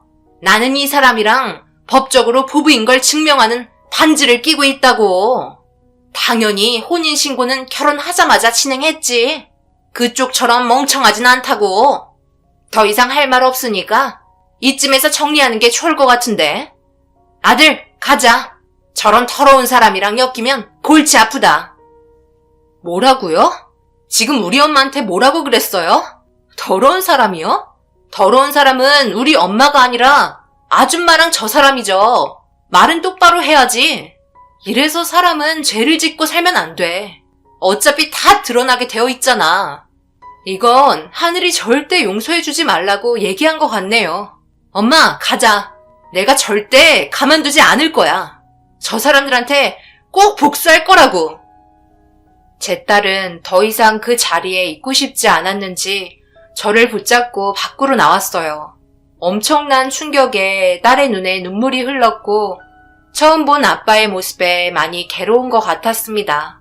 그렇게 딸의 집에 들어와 한참 동안 아무 말 없이 앉아 있는데 그동안 제가 알지 못했던 과거의 일들이 저를 너무 힘들게 만들었고 결국 남편의 배신에 눈물이 터지고 말았습니다. 딸은 차라리 잘 됐다며 저런 사람과 결혼해서 살았다면 더 안 좋은 일을 당했을지 모른다고 저를 위로해 주었습니다. 그렇게 다음날까지 잠 한숨 못 자고 창문만 쳐다보며 23년의 세월 동안 남편을 그리워했던 제 삶이 너무 한심했어요. 차라리 모르고 살면 좋았을 걸 왜 이런 식으로 밝혀지게 된 건지 너무 가슴이 아팠습니다. 딸은 겉으로 아무렇지도 않은 척 보였지만 저처럼 많이 힘든 걸 알고 있었어요. 저를 보며 밝게 웃으면서 출근을 했고 저녁에 외식이나 하자고 얘기하곤 나갔습니다. 그렇게 조용한 딸의 방에서 밀려있는 집안 정리를 하고 있는데 책상 옆에 하나의 액자가 엎어져 있는 걸 확인했고 뒤집어 보니 남편과 제가 젊었을 때 단둘이 찍었던 사진이었어요. 딸은 아빠에 대한 좋은 감정으로 여태껏 열심히 살아왔는데 한순간에 모든 걸 엎어버리고 상처를 받게 만들었습니다. 23년의 세월 아무것도 보상받을 수 없는 현실이 너무 힘이 들었어요. 그렇게 저녁 시간이 되고 딸의 전화에 함께 저녁을 먹으러 약속 장소에 나갔는데 그 자리에 충격적이게도 남편과 안사돈이 딸 앞에서 무릎을 꿇고 있었습니다. 예상하지 못한 장면에 얼떨떨해하고 있는데 딸의 한마디에 두 사람은 저에게 달려와 용서해달라며 애원하기 시작했어요. 그 이유는 예비 사이였던 그놈에게 문제가 있었습니다. 딸이 가지고 있던 서류를 저에게 보여줬고 그 안에 있던 것들은 예비 사이가 그동안 빼돌린 딸의 회사에 공금을 횡령했던 서류들이었습니다. 딸은 예비 사이를 사랑했기 때문에 진실을 알고 있었지만 사랑했었던 만큼 용서해주며 넘어갔었는데 이번 일이 터지면서 딸이 공금 횡령죄로 고소를 진행한 상태였고 막대한 자금에 대한 손해배상 소송과 함께 형사처분을 기다리는 실정이었습니다. 이 문제가 커지면 안사돈의 사업에도 문제가 생기는 거였어요. 같은 요식업을 하고 있었기 때문에 모든 비리가 밝혀지게 되는 상황이었습니다. 하지만 딸은 절대 용서하지 않았고 저에게 손이 발이 되도록 빌었지만 끝내 모든 상황은 되돌릴 수 없었어요. 결국 안사돈이 운영하던 요식업 또한 딸과 계약했던 모든 것들이 해약이 되면서 그에 따른 손해배상과 함께 자기 아들의 죄가 드러나면서 한순간에 바닥으로 떨어진 이미지로 결국 크게 운영하던 회사는 회복 불능 상태로 망하게 되었습니다. 결국 받은 대로 되돌려주는 딸의 행동에 충격을 받은 남편은 결국 너무 큰 충격을 받아들이기 힘들었는지 뇌출혈로 쓰러진 상태로 알고 있습니다. 자신들이 저지른 행동을 다시 되돌려받게 되었어요. 그동안 숨기면서 두 발 뻗고 잘 살았으니 그에 따른 벌을 받아야 한다는 건 당연한 것 같아요. 하늘은 이 사람들을 절대 용서해주고 싶지 않았나 봅니다. 결국 제 딸이 모든 걸 갚아주었고 더 이상 한국에 있고 싶지 않다며 모든 걸 다른 사람들에게 처분하고 현재 저와 같이 살고 있습니다. 아마 딸도 이런 상황에서 혼자 살아간다는 게 힘들 것 같다고 생각하고 있는 것 같아요. 겉으로는 강해 보여도 속은 여린 딸이 얼마나 가슴 아팠겠어요. 앞으로 저희 가족에게 좋은 일들만 있었으면 좋겠습니다. 그래도 지금은 딸과 매일을 함께해서 행복하네요. 제 사연을 들어주신 모든 분들 항상 웃음 잃지 마시고 언제나 좋은 일 가득하시길 기도드리겠습니다. 감사합니다.